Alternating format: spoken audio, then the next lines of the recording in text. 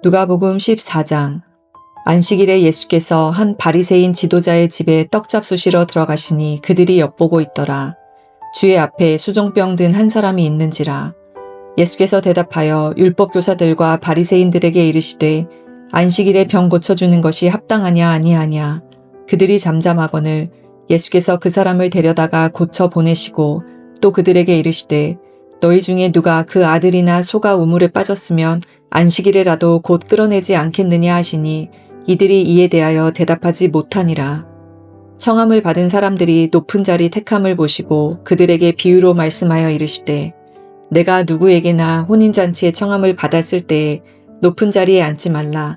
그렇지 않으면 너보다 더 높은 사람이 청함을 받은 경우에 너와 그를 청한 자가 와서 너더러 이 사람에게 자리를 내주라 하리니 그때 내가 부끄러워 끝자리로 가게 되리라. 청함을 받았을 때에 차라리 가서 끝자리에 앉으라.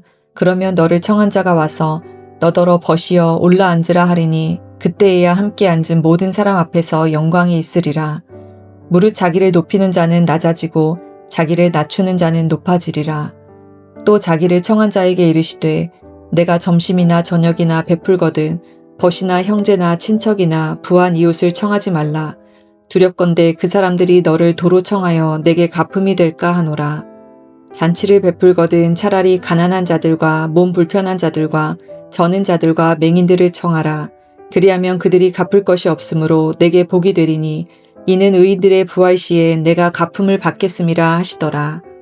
함께 먹는 사람 중에 하나가 이 말을 듣고 이르되 무릇 하나님의 나라에서 떡을 먹는 자는 복되도다 하니 이르시되 어떤 사람이 큰 잔치를 베풀고 많은 사람을 청하였더니 잔치할 시각에 그 청하였던 자들에게 종을 보내어 이르되 오소서 모든 것이 준비되었나이다 하매 다 일치하게 사양하여 한 사람은 이르되 나는 밭을 샀음에 아무래도 나가보아야 하겠으니 청컨대 나를 양해하도록 하라 하고 또 한 사람은 이르되 나는 소 5겨리를 샀음에 시험하러 가니 청컨대 나를 양해하도록 하라 하고 또 한 사람은 이르되 나는 장가들었으니 그러므로 가지 못하겠노라 하는지라.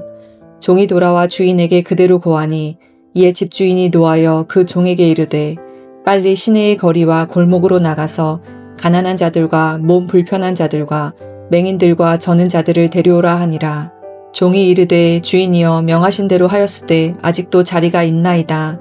주인이 종에게 이르되 길과 산 울타리 가로 나가서 사람을 강권하여 데려다가 내 집을 채우라.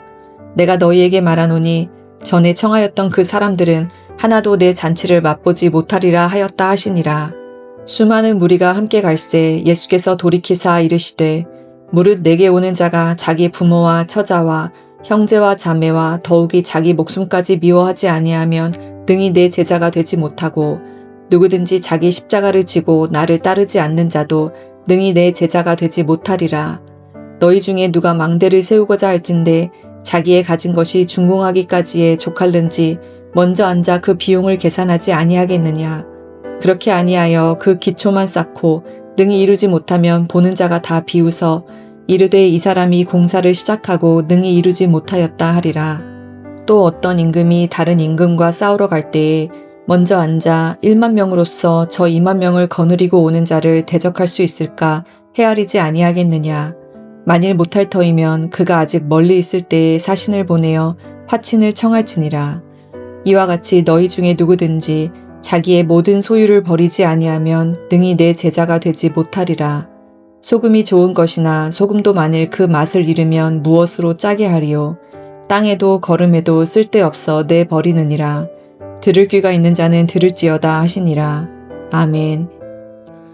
오늘 함께 읽은 누가복음 14장은 예수님께서 바리새인 지도자의 집에서 안식일에 병을 고치고 또 이를 통해서 율법의 본질을 가르치시는 사건으로 시작이 됩니다.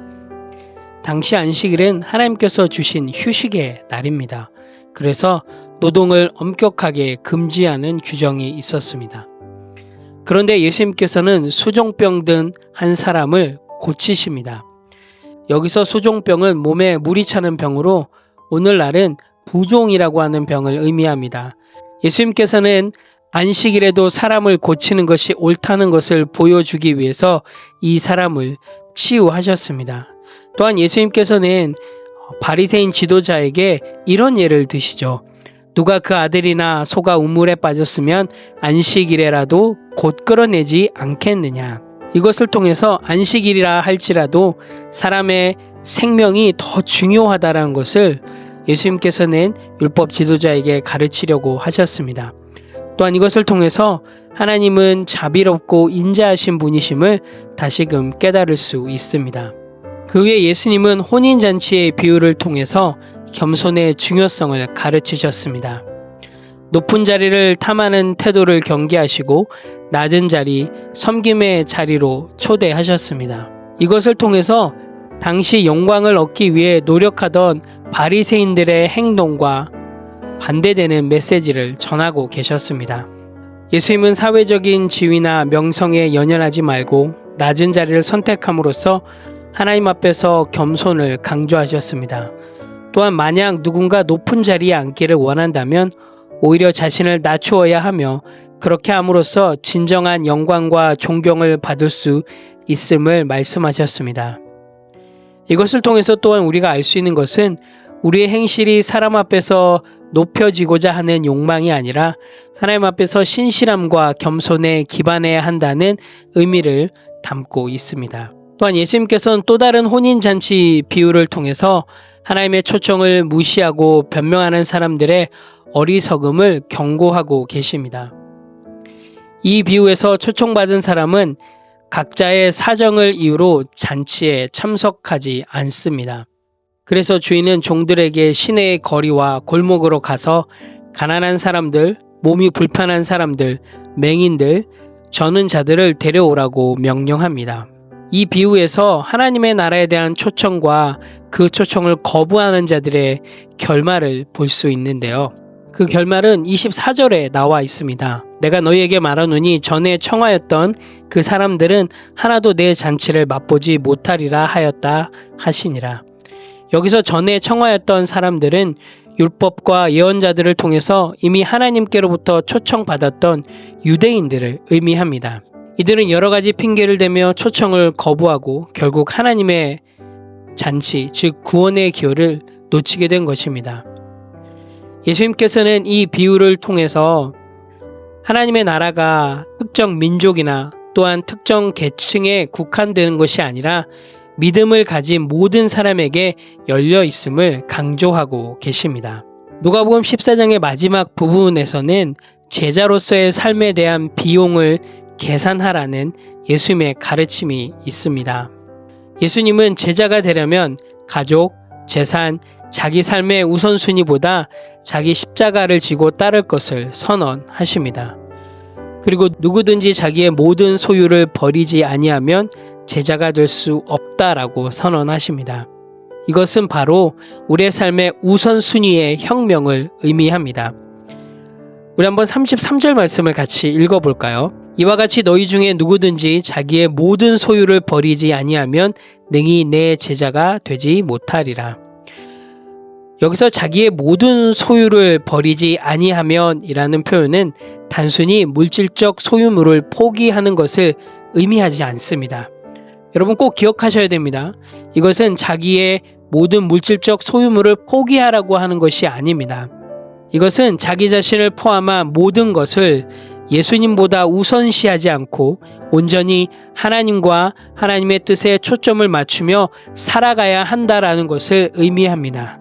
즉 제자가 되기 위해서는 우리의 삶의 전반에서 철저한 결단과 희생이 필요함을 강조하고 있습니다. 그래서 제자의 길, 건강한 성도의 길은 보기에는 어려워 보입니다. 하지만 우리의 헌신과 희생이 따를 때 분명히 그 제자의 길은 걸어갈 수 있음을 여러분 꼭 기억하시기 바랍니다. 오늘 함께 읽은 누가복음 14장은 율법의 본질을 이해하고 겸손과 순종, 그리고 진정한 제자의 자격을 이야기해주고 있습니다. 예수님의 가르침은 단순히 규칙을 지키는 것이 아니라 삶 전체를 하나님 앞에 온전히 드리는 헌신의 삶을 살아야 함을 보여주고 있습니다. 오늘 함께 읽은 누가복음 14장을 통해서 또 우리의 삶에 적용해야 될 부분들을 함께 나누길 원합니다. 첫 번째로는 긍휼로 초대하고 섬기자입니다.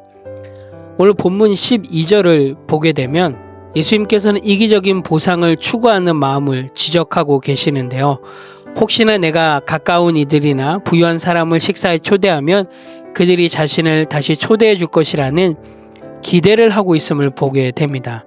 그런데 예수님께서는 이러한 태도보다 가난한 자, 병든 자 등을 먼저 배려하고 베푸는 것이 진정으로 값지다라고 이야기해 주고 계십니다.